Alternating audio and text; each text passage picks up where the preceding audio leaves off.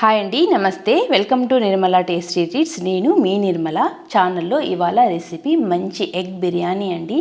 ఈ బిర్యానీ చాలా టేస్టీగా, డిలీషియస్గా, ఎమ్మీగా ఉంటుందండి. ఈ బిర్యానీని మనం ప్రెషర్ కుక్కర్లో ప్రిపేర్ చేసుకుంటాము, అయినా కూడా బాగా పొడి పొడిలాడుతూ చాలా టేస్టీగా ఉంటుందండి.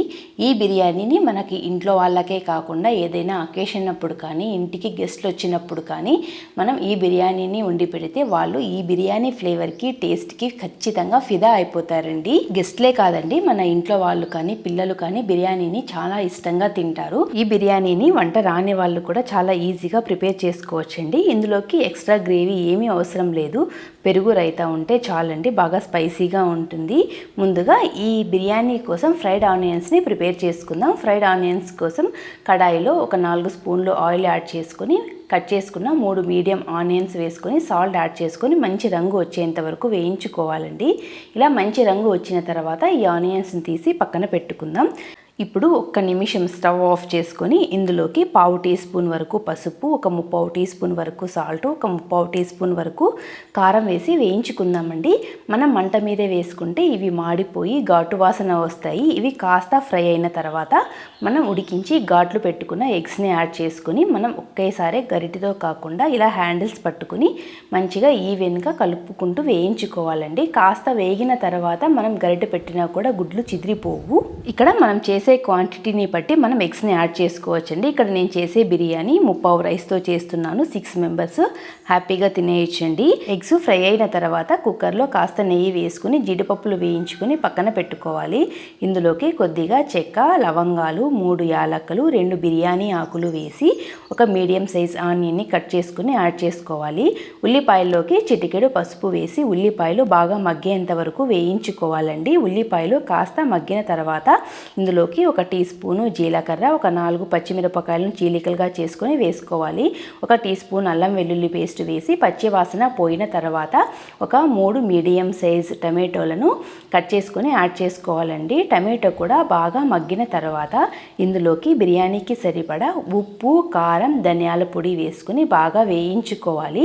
మంటని మీడియం ఫ్లేమ్లో పెట్టుకొని వేయించుకోవాలండి. ఇవి వేగిన తర్వాత ఇందులోకి కమ్మటి గట్టి పెరుగు 3/4 కప్పు వరకు యాడ్ చేసుకోవాలండి. పెరుగు పూర్తిగా కలిసిపోయేంత వరకు మంటని మీడియం టు స్లో ఫ్లేమ్లో పెట్టుకుని బాగా కలుపుకుంటూ వేయించుకోవాలి. పెరుగు గ్రేవీలో మంచిగా కలిసిపోయిన తర్వాత ఫ్రెష్ కొత్తిమీర, పుదీనాని కట్ చేసి యాడ్ చేసుకోవాలండి. ఇక్కడ నేను ప్రిపేర్ చేస్తున్న బిర్యానీ కాస్త స్పైసీగా ఉంటుంది. మన ఇంట్లో చిన్న పిల్లలు తినేటట్టు ఉంటే కొద్దిగా కారము, పచ్చిమిరపకాయలు చూసి వేసుకోండి. అప్పుడు కొద్దిగా స్పైసీనెస్ తగ్గి పిల్లలు ఇష్టంగా తింటారు.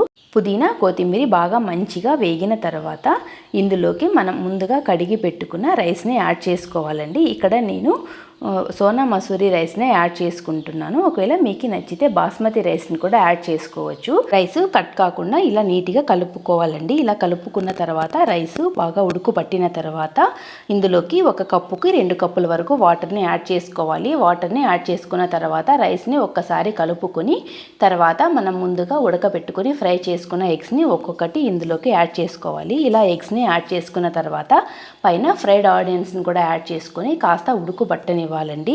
ఇలా ఉడుకు పట్టినప్పుడు మనం విజిల్ లేకోకుండా కుక్కర్కి మూత పెట్టుకోవాలి. మూత పెట్టుకున్న తర్వాత నాజిల్లో నుంచి ఇలా కాస్త ప్రెషర్ వచ్చినప్పుడు విజిల్ పెట్టుకొని మీడియం ఫ్లేమ్లో ఒక 10 నిమిషాలు కుక్ చేసుకుంటే మన బిర్యానీ రెడీ అయిపోతుంది. 10 నిమిషాల తర్వాత ప్రెషర్ మొత్తం పోయాక ఒక 5 నిమిషాలు అలాగే ఉంచి కుక్కర్ పైన మూత తీయాలండి. మూత తీసిన తర్వాత ఇంకాస్త ఫ్రైడ్ ఆనియన్స్, కొత్తిమీర, మనం ముందుగా వేయించి పెట్టుకున్న జీడిపప్పును కూడా పైన వేసుకొని బిర్యానీ కాస్త చల్లారిన తర్వాత సర్వ్ చేసుకుంటే పొడి పొడిలాడుతూ ఎంతో టేస్టీ అయిన ఎగ్ బిర్యానీ రెడీ అయిపోతుందండి. ఈ బిర్యానీలోకి పెరుగు రైతా మంచి కాంబినేషను. నేను చేసిన రెసిపీ మీకు నచ్చిందా అండి? అయితే మీరు కూడా ఒక్కసారి ట్రై చేసేయండి. అలాగే please do subscribe for more interesting videos. Okay, bye.